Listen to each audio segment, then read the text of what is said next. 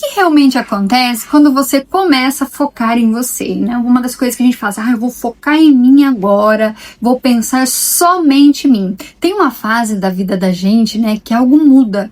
Não é algo externo, mas é algo lá dentro. Depois que você passa dos 40, então, você começa a perceber que está cansada, mas não exatamente cansada de trabalhar, cansada de se adaptar, cansada de ficar respondendo tudo, cansada de viver em função do que esperam de você. E aí surge uma decisão silenciosa, aquela: eu vou começar a focar em mim. E deixa eu te avisar, mas algo com carinho.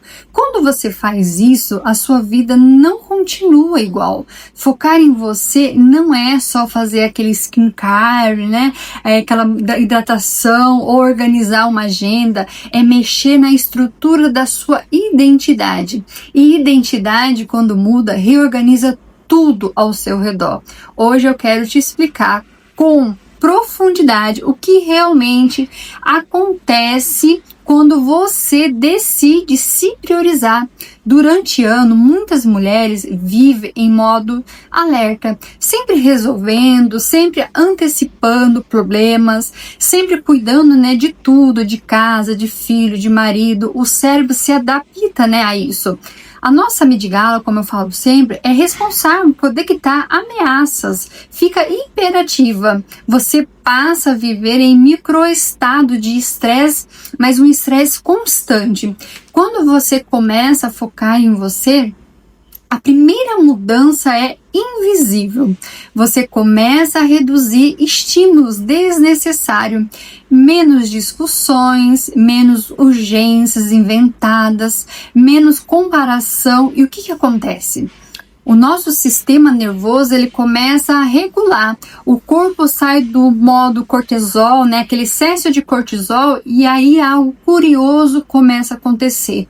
Você fica muito mais calma, mas também mais seletiva, porque um cérebro regulado não tolera mais ambientes caóticos com facilidade.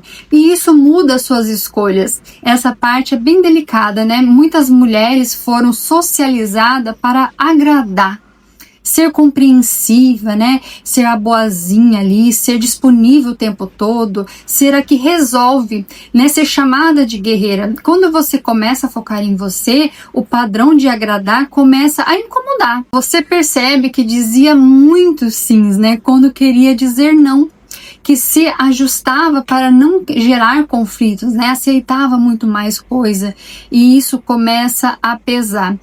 A psicologia chama isso de diferenciação emocional, conceito trabalhado por Murray Bonner.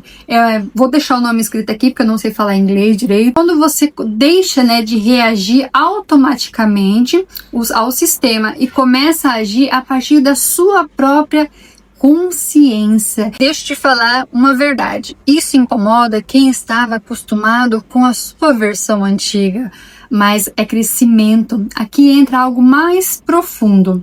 Quando você foca em você, você começa a se perguntar: quem sou eu sem a expectativa dos outros? E essa pergunta é desconfortável, porque muito tempo sua identidade pode ter sido a responsável, a forte, a que dava conta, a que organizava a família, né? Todo mundo contava só com você, a profissional exemplar, né? Aquela que nunca erra. Mas quem é você além disso? Tem um psicólogo, Erik Erikson, falava que crises de identidade não são negativas, são transições necessárias. Você começa a revisar crenças, a revisar padrões, revisar até sonhos, e isso pode dar uma sensação estranha de eu estou diferente. E sim, você está, e está amadurecendo. Quando você muda seu nível de consciência, as suas relações também mudam. Algumas aprofundam, outras ficam superficiais, e muitas delas vão se afastar. Não porque você ficou arrogante, mas porque você deixou de ocupar o seu papel antigo. Se você era aquela que escutava tudo, né, que estava pronta para escutar tudo, talvez agora você coloque limite. Se antes você aceitava qualquer convite, mesmo não tendo vontade, talvez agora você escolha ficar em casa. E as pessoas sentem. Focar em você não é se isolar, é se posicionar. E posicionamento gera seleção natural. Algo muito interessante acontece nessa fase. Você começa a produzir menos para provar e mais para construir. Sai a produtividade ansiosa, entra a produtividade estratégica. Isso tem base neurocientífica. Quando você age alinhada, com a sua nova identidade, com a sua identidade e propósito, o cérebro libera dopamina associada a progresso real, não só aquela validação externa. Você começa a perguntar: isso faz sentido para a minha direção, para os meus sonhos, para os meus projetos, ou eu estou fazendo para não decepcionar alguém? E essa clareza muda tudo.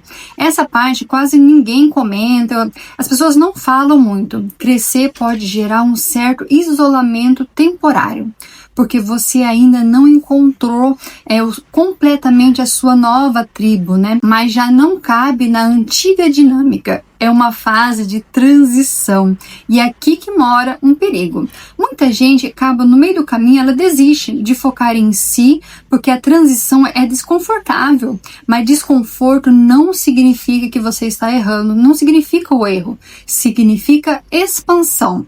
Talvez a maior transformação seja essa: você para de reagir impulsivamente. Antes você discutia, você gostava de se justificava, ficava o tempo todo se justificando, tentava convencer. Agora você observa, responde menos, escolhe mais, e isso é maturidade emocional.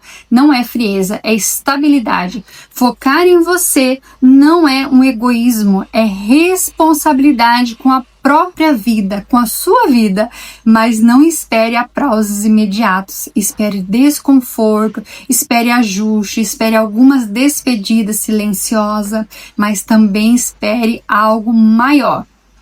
Você terá mais clareza, mais paz interna, muito mais direção. Você vai se conhecer. Quando você começa a focar em você, você para de viver por reflexo e começa a viver por escolha. E viver por escolha é liberdade, é libertador. Se você está nesse processo, não se assuste com as mudanças. Você não está se afastando do mundo, você está se aproximando de quem você realmente é. E isso é uma das formas mais maduras que eu falo de amor próprio. Agora me conta, qual mudança você já começou a perceber depois que decidiu focar em você? Aprofundar não é uma culpa feminina e foco pessoal. E se esse vídeo fez sentido para você, já se inscreve aqui no canal, que com certeza trarei mais assuntos, porque aqui eu aprendo e também gosto de ensinar. Até o próximo vídeo.